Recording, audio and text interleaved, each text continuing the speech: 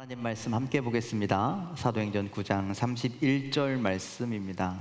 신약성경 202쪽 사도행전 9장 31절 말씀 다 찾으신 줄 알고 우리 한 목소리로 말씀을 읽도록 할까요? 31절 말씀 함께 읽겠습니다. 시작.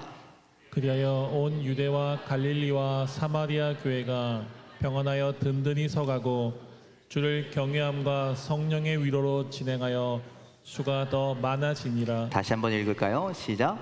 그리하여 온 유대와 갈릴리와 사마리아 교회가 평안하여 든든히 서가고 주를 경외함과 성령의 위로로 진행하여 수가 더 많아지니라.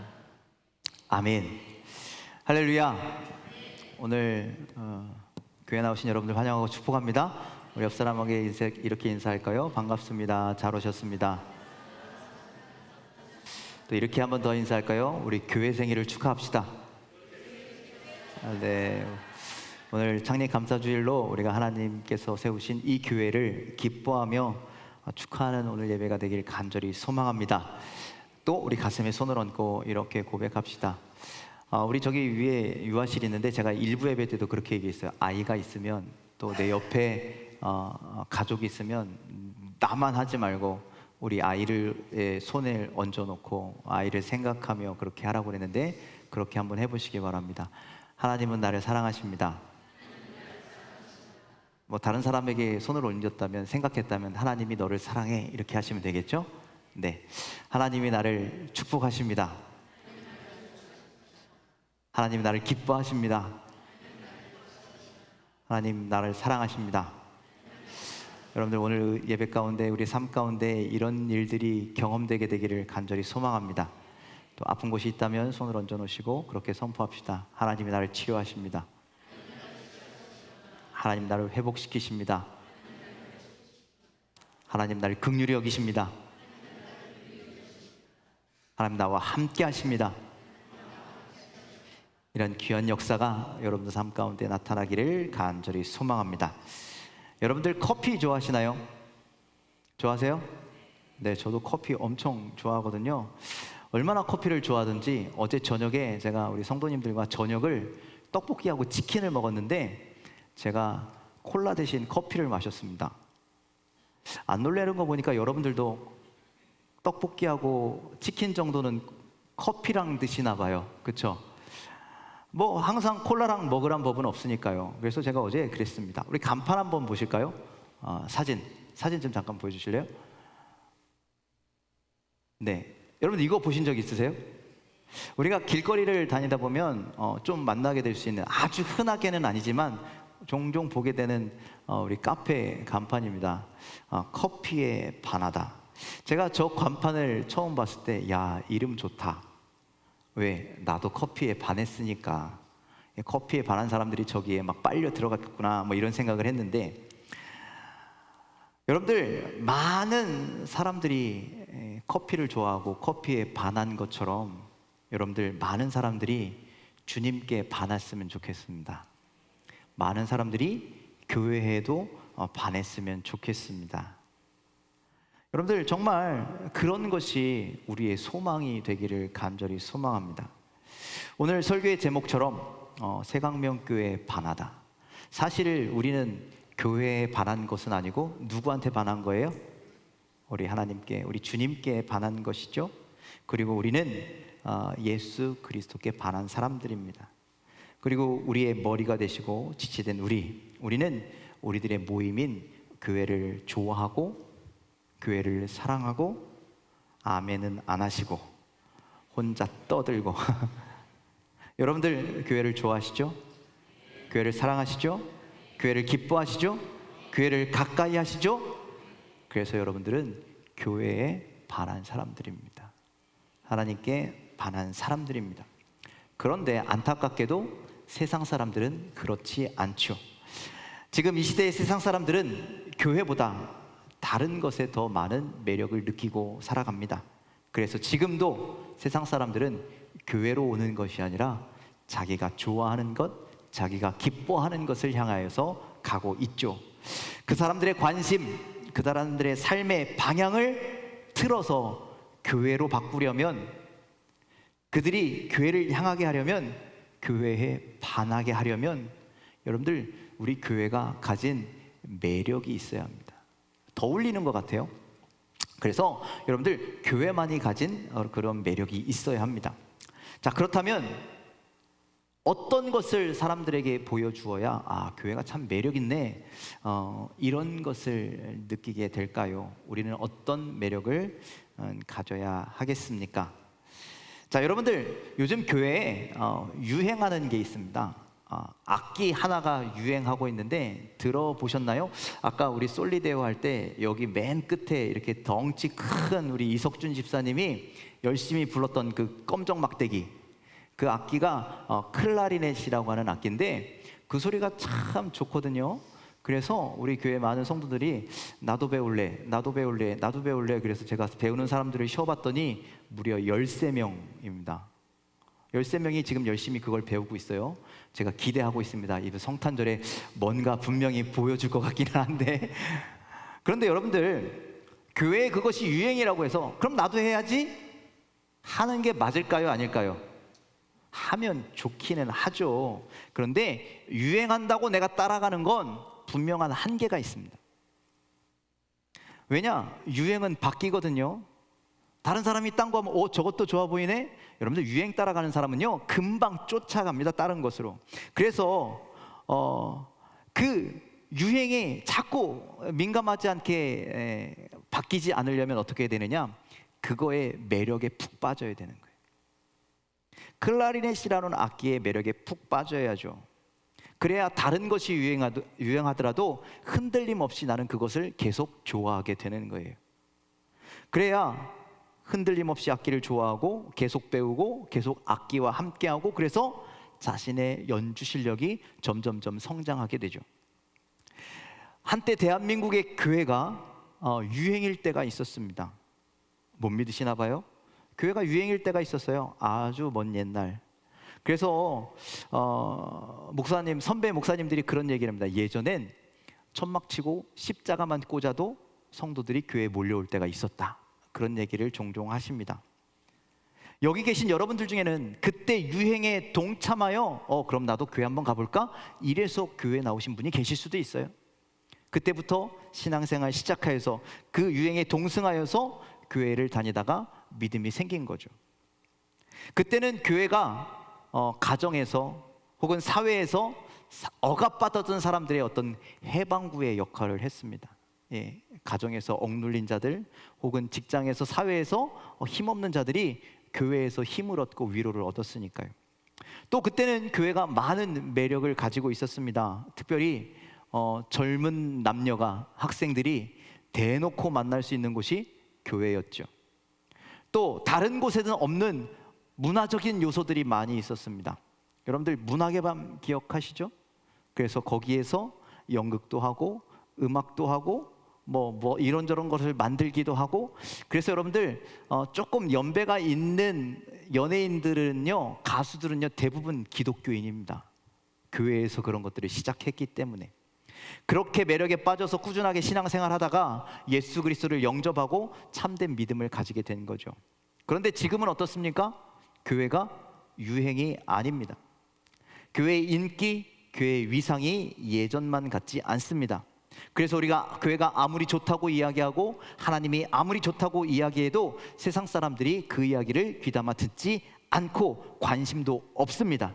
오히려 지금 시대는 교회를 멀리하고 교회가 다 똑같지 뭐 이렇게 이야기하면서 이단들, 아니면 진짜 막 문제 있는 교회, 아니면 문제 있는 목사들 다 똑같다라고 한 뭉탱이로 그렇게 보면서 교회를 혐오 시설로 여기기도 합니다. 어떤 사람은요, 세상에서 교회가 사라져야 돼, 이렇게까지 심하게 말하는 사람들도 등장했습니다. 어쩌다가 교회가 이 지경까지 이르게 되었을까요? 그것은 교회의 매력이 사라졌기 때문입니다.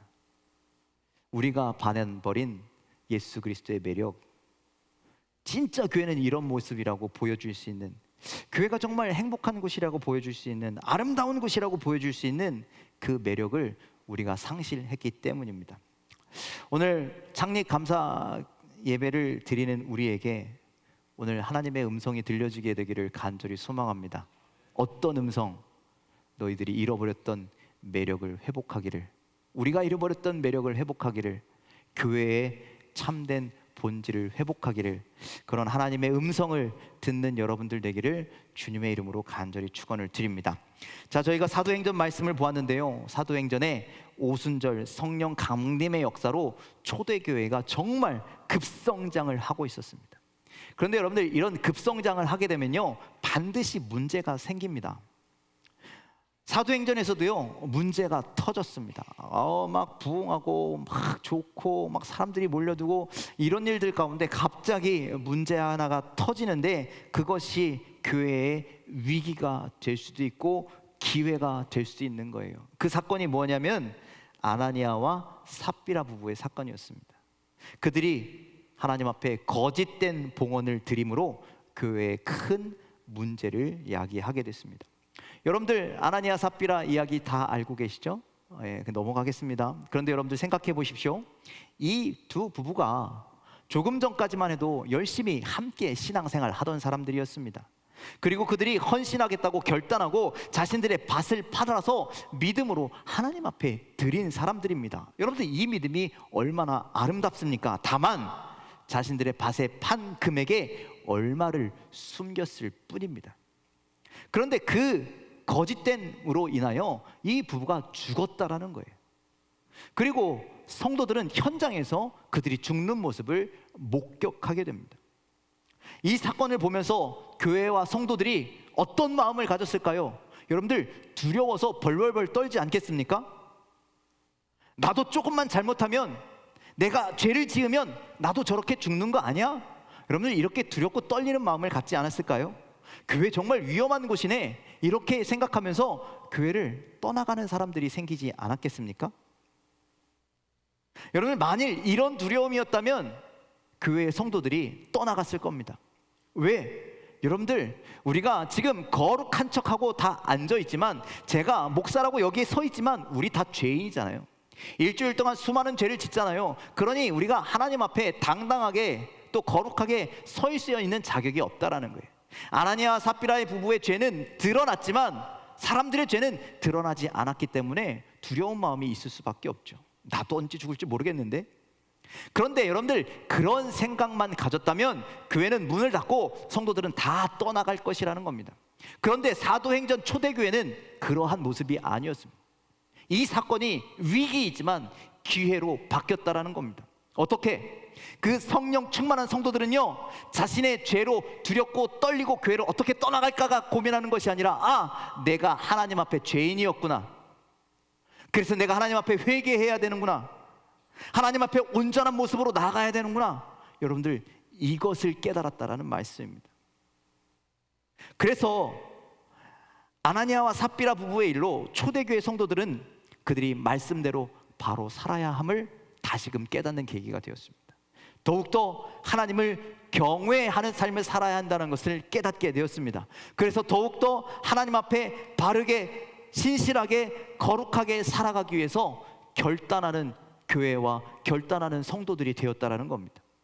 그랬더니 여러분들, 이전의 부흥과는 비교할 수도 없는 놀라운 교회의 부흥과 여러분들 성장과 또 하나님과 사람들 앞에서 교회가 온전히 세워져가는 놀라운 역사가 나타난 줄 믿으시길 바랍니다. 자, 이 이야기를 통해서 제가 여러분들과 함께 나누고 싶은 말은, 우리가 본질을 회복해야 한다는 거예요. 교회의 본질, 성도들의 본질이 회복되어야 한다는 겁니다. 그 본질은 뭐냐? 하나님을 경외하는 겁니다. 여러분들이 하나님을 경외하시길 간절히 소망합니다. 우리가 세상 사람들에게 보여줘야 할 교회의 매력, 성도의 매력은 무엇이냐? 우리는 하나님을 경외해, 이것을 나타낼 수 있어야 한다는 겁니다. 만일 교회가 하나님을 경외하지 않고 성도가 하나님을 경외하지 않으면 그건 가짜라는 거예요. 여러분들, 구약 성경의 사울왕은요, 하나님을 경외하는 마음이 있었다가 사라졌어요. 하나님을 두려워하지 않고 사람들의 말을 두려워하였습니다. 그리고 하나님의 말씀에 불순종하였습니다. 그리고 사울은 하나님을 만홀히 여겼다라고 그렇게 말씀합니다. 만홀히 여긴다라는 건요, 하나님 뭐 별거 아니야, 가치 없어. 왜? 자기가 왕이니까. 그렇게 생각하고 하나님의 뜻대로 행하지 않았다라는 것을 이야기합니다. 하나님을 만홀히 여긴 사울, 하나님은 결국 사울을 왕으로 세우신 것을 후회하셨죠. 만일 우리에게도 하나님을 경외하는 마음이 사라지고 하나님을 만홀히 여긴다면 하나님은 결국 새강명교회를 세우신 것을 후회하실 거라는 거예요. 우리를 사명자로 세우신 것을 후회하신다는 것이죠. 초대교회도 마찬가지였습니다. 그들이 만일 하나님을 경외하지 않는다면 그들을 세워 복음을 전파하는 일에 그들을 선택한 것을 후회하실 것이라는 것이죠. 그래서 아나니아와 삽비라 부부 사건을 통해서 하나님은 그들에게 하나님을 경외하는 마음을 새롭게 부어주셨다는 것이죠. 아나니아 삽비라가 죽은 것은 정말 안타까운 일이긴 하지만 교회적으로 볼 때 이 사건은 축복의 사건이었습니다. 왜? 초대교회 성도들이 이제 정신을 차리고 내가 하나님 앞에 하나님을 경외하는 그런 삶을 살아야 되는구나. 하나님 앞에 더욱더 정결하고 하나님 앞에 더욱더 진실하고 하나님 앞에 더욱더 거룩한 삶을 살아야 되는구나. 이렇게 변화되는 놀라운 계기가 되었기 때문입니다. 이 문제가 이렇게 해결되고 하나님을 경외하는 마음을 갖게 된 초대교회는 다시금 더욱더 선한 영향력을 세상 가운데 미치는 정말 매력을 발산하는 그런 교회로 성장하게 됩니다. 그리고 이후에는 어떤 어려움이 있어도 흔들리지 않았습니다. 왜냐? 그들의 중심엔 하나님을 경외하는 마음이 있었기 때문이죠. 자, 오늘 우리가 읽은 본문 말씀 다시 한번 읽을까요? 9장 31절 말씀 함께 읽습니다. 시작. 그리하여 온 유대와 갈릴리와 사마리아 교회가 평안하여 튼튼히 서가고 주를 경외함과 성령의 위로로 진행하여 수가 더 많아지니라. 자, 오늘 본문의 말씀처럼 초대교회가 어떻게 됐다고요? 평안하더라는 겁니다. 맨 처음에는요 예루살렘에만 교회가 있었어요. 그런데 핍박하니까 여러 가지 일을 인하여 막 주변에 많은 교회가 다른 도시로 막 이렇게 퍼져 나갔는데 그렇게 세워진 교회마다 든든하고 평안하고 든든히 서갔다라는 거죠. 그리고 모이는 수가 더 많아졌다라는 거예요. 왜 이렇게 됐다고요?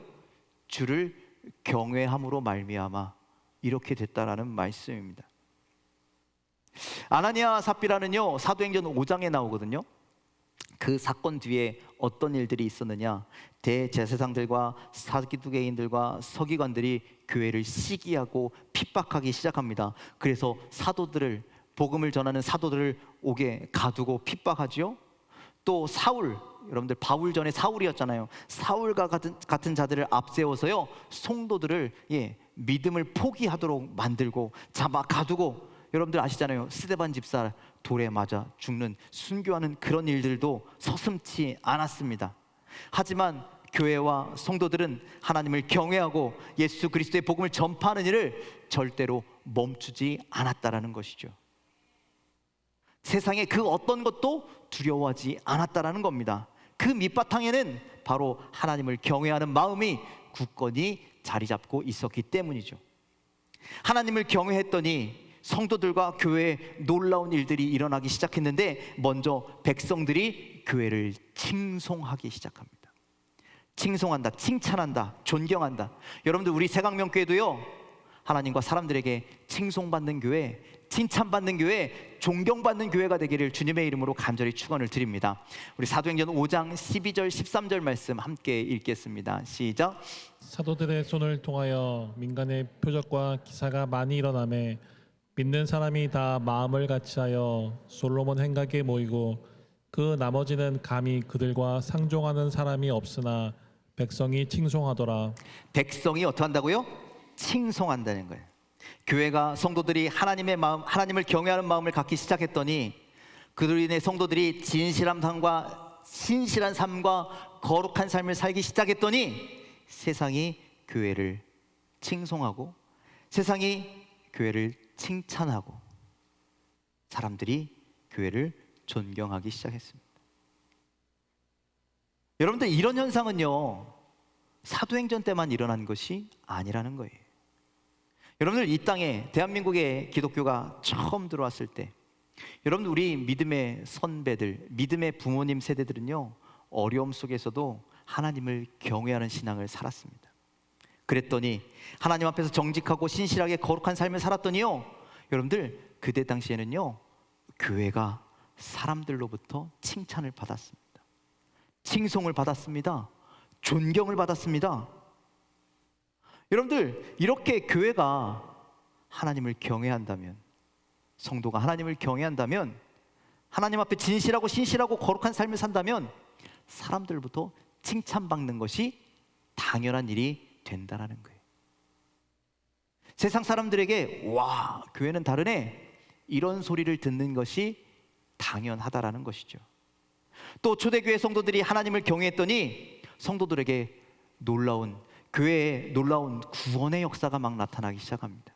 우리 새강명교회도 이 구원의 역사가, 또 여러분들의 삶 가운데도 구원의 역사가 나타나기를 간절히 소망합니다. 자, 사도행전 5장 14절 말씀 함께 읽을까요? 시작. 믿고 주께로 나아오는 자가 더 많으니 남녀의 큰 무리더라. 이때까지는요, 유대인들이 별 믿음이 없었습니다. 많은 사람들이 믿음이 없었습니다. 그들이 예수님의 말씀은 들었죠. 예수님을 따라다니면서, 유행처럼 예수님을 따라다니면서 예수님의 말씀을 들었지만 예수를 믿지는 않았습니다. 그리스도로 고백하지도 않았습니다. 그런데 그런 유대인들이 이제 교회가, 그리고 성도들이 하나님을 경외하는 모습을 보고 신실하게 진실하게 살아가는 모습을 보고 이제 어디로 나온다는 거예요? 교회로 나오기 시작했다라는 거예요. 예수 그리스도를 주라 이제 고백하기 시작했다라는 거예요. 한마디로 구원의 역사가 시작된 겁니다. 여러분들, 한 나라의 발전은요, 기독교의 성장과도 굉장하게 밀접한 관계가 있습니다. 여러분들, 영국이란 나라가 영국이란 나라의 발전에는요, 이 감리교의 역할이 굉장히 컸습니다. 감리교 사회운동. 이 영국의 국민들이 그 2차 산업혁명 시대에 그 양적인 성장 때문에 그들의 삶이, 여러분들 굉장히 찰리 채플린이라고 하는 영화, 그 사람이 나온 영화를 보시면 그냥 무한 반복되는 그 공장에 갇힌 삶에서 굉장히 피폐한 삶을 살아가잖아요. 그런 시대를 살아가던 영국의 국민들이었는데 그들을 위로한 사람들이 누구였느냐? 바로 요한 웨슬리가 창설한 우리 감리교였다라는 거예요. 감리교 성도들이요, 사회에 나가서 그렇게 힘들어하는 사람들, 어려워하는 사람들, 병든 사람들, 가난한 사람들을요 사랑으로 돌보고 섬겼더니 그들이 교회에 나오고 그들이 경험을 구원하고 그들이 변화되기 시작하더라는 거예요. 그들의 변화 때문에 가정이 변하고 그들의 삶이 변하고 그들의 지역이 변하고, 그리고 결국에는 영국이라고 하는 나라가 변화된 줄 믿으시길 바랍니다. 그래서요, 여러분들, 영국의 그 근대사를 공부하면 요한 웨슬리가 등장해요. 그때 당시에 사회학자들은 이 시대의 영국에 꼭 필요한 사람이었다라고 그렇게 인정합니다. 물론 복음이, 교회가 영국을 변화시킨 것이죠. 여러분들, 이와 마찬가지였습니다. 대한민국의 발전도 마찬가지였습니다. 그래서 여러분들, 한 영혼이 변화된다라는 것은, 한 영혼이 하나님을 경외한다라는 것은요, 그것으로 끝나는 것이 아니라 우리의 가정이 변화되고 우리의 교회가 변화되고 내 삶의 모든 지경이 변화되고, 그렇다면 이 지역이 변화되고, 그리고 한 나라가 변화되는 훌륭한 기초가 된다라는 사실을 여러분들 기억하시길 바랍니다. 그 변화되는 한 사람, 그 삶의 구원을 경험하는 한 사람, 그 사람이 여러분들이 되시길 주님의 이름으로 간절히 축원을 드립니다. 여러분 때문에, 여러분들의 변화 때문에, 여러분들이 하나님을 경외함으로 말미암아 내 주변의 많은 사람들도 그것을 동일하게 따라가게 되기를 간절히 소망합니다. 그리고 또 초대교회가 하나님을 경외했더니 초대교회의 치유의 역사가 나타나기 시작합니다. 여러분들, 오늘 예배하고 하나님을 경외하는 여러분들 삶 가운데 이 치유의 역사가, 위로의 역사가 나타나게 되기를 주님의 이름으로 간절히 축원을 드립니다. 자, 사도행전 5장 15절로 16절 말씀입니다. 함께 읽겠습니다. 시작. 심지어 병든 사람을 메고 거리에 나가 침대와 요 위에 놓이고 베드로가 지날 때에 혹 그의 그림자라도 누구에게 덮일까 바라고 예루살렘 무군의 수많은 사람들도 모여 병든 사람과 더러운 귀신에게 괴로움 받는 사람을 데리고 와서 다 나음을 얻으니라. 아멘. 여러분들, 교회가 하나님을 경외하고 성도들이 하나님을 경외하고 그들의 온전함이 회복되었더니 여러분들, 교회 안에 병든 자가 회복되는 놀라운 역사가 나타났습니다. 여러분들, 이런 기사와 이런 표적이 교회 안에 나타났다라는 건요, 그 교회가, 그 교회 성도들이요, 하나님 앞에 진실하다라는 증거입니다. 또 교회에 능력이 있고 하나님의 말씀에, 그리고 우리가 드리는 기도에 능력을 보여주는 사건이 오늘 15절과 16절의 말씀의 사건입니다. 여러분들, 이렇게 온 교회가, 온 성도가 하나님을 경외하면, 또 우리가 신실하게 살면, 우리가 말씀대로 살면, 우리가 기도하고 살면, 성령의 능력으로 살면, 여러분들, 이런 놀라운 회복의 역사가, 구원의 역사가, 치유의 역사가 나타나게 됨을 여러분들 반드시 믿으시길 바랍니다. 그리고 그 소문을 듣고 수많은 사람들이 교회에 나오기 시작하였습니다. 여러분들, 이렇게 세상 사람들이 하나님을 경외하는 교회와 성도들의 놀라운 모습을 보고 그 매력에 흠뻑 빠지게 된다는 거죠. 그리고 교회 안에 내적인 또 외적인 양적인 놀라운 부흥의 역사가 나타난다는 겁니다. 교회 안에 거룩함이 회복되면, 하나님을 경외함이 회복되면, 그리고 성도가 신실하게, 진실하게, 거룩하게 살아가면 여러분들의 삶과 교회 안엔 반드시 부흥이라고 하는 놀라운 역사가 나타나는 줄 믿으시길 바랍니다. 그런데 이렇게 초대교회는요, 하나님을 경외함으로 이 하나님 사람들에게 칭송을 받고 놀라운 부흥을 경험했는데, 그런데 이 시대의 교회와 이 시대의 성도들은 어떻습니까? 하나님을 온전히 경외하고 있습니까?